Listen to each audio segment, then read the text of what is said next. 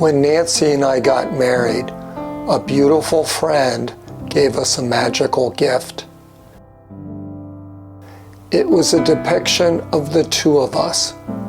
Our friend told us that if we took care of it, we'd have a very happy life together.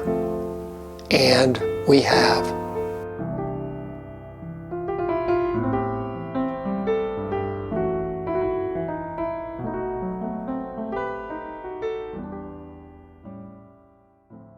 My name is Annette deFerrari.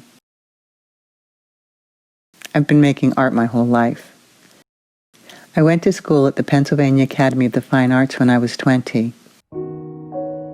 I've always loved making pictures. As a kid, I felt sorry for grown-ups because their books didn't have any images.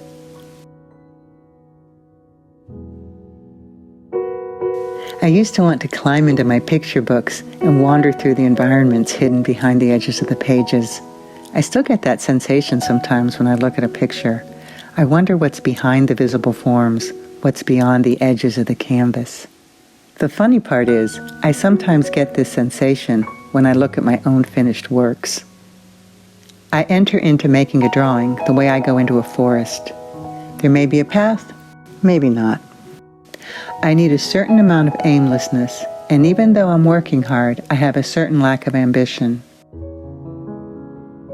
I nose about with a lot of curiosity and a desire to explore, and I find great comfort there.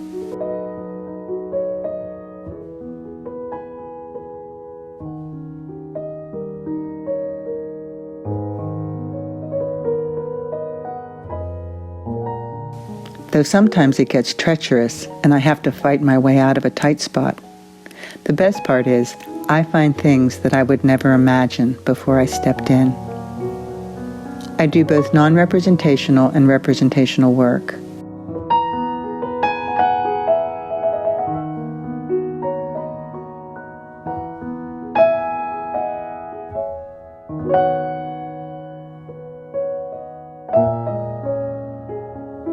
I tend to do bodies of work and zigzag back and forth between the two. Both types of work come from the same place in me, from being steeped in the visual forms and melodies in life, and having that spirit go through me and into my work. For a long time, I did solely non-representational paintings.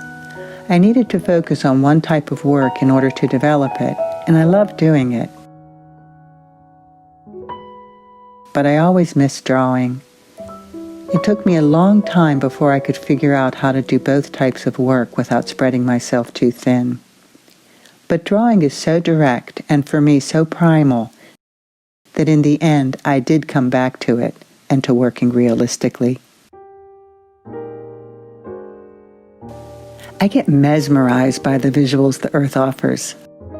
Land formations, rocks, bodies of water, varieties of plant life, the strange forms that arise, tangles of branches, and the way the wind blows everything up into a dance. One time I was visiting a park and I was on the edge of a cliff. There was a railing and the cliff was curved, so even though I stood on the edge, I could see the cliff's face. And the way the light hit the rock that day was so lovely, it created so many subtle colors that I wanted to merge with that beauty. I wanted to climb over the fence and become part of it. But I restrained myself. I let the fence protect me. But this is one of the things that making art does for me. I need to look so closely at the forms and colors I work with that this allows me to be in relation to the beauty, steeped in the beauty, and so in a way, art allows me to merge with it.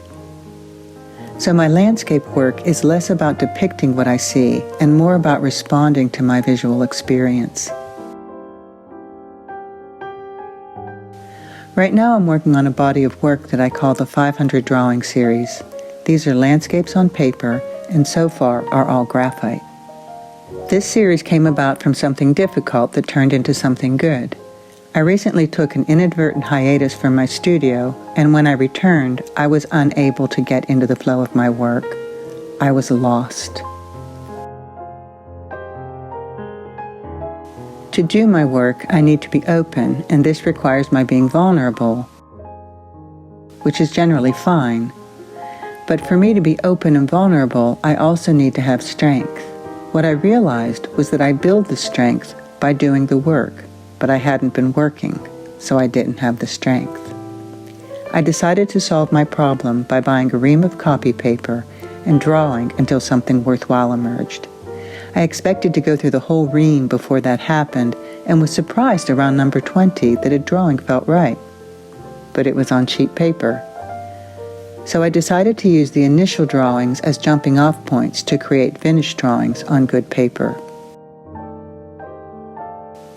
I was pleased that number 27 was accepted into the new Texas Talent exhibit at Craighead Green Gallery in Dallas. Because of the pandemic, the show was only online, but because it was online, people across the country were able to see it. It's always good to hear when my work has a positive effect on people. One of my favorite moments was a response from a man who saw my work and heard me read one of my nature essays. He said my work reminded him of the restorative power of nature, and he went out and took a walk along the river. I'm not sure where this work will take me, but I love where I am with it. I'm on the edge. I've just stepped in again. Everything feels full of potential, and I'm on another walk into the proverbial forest.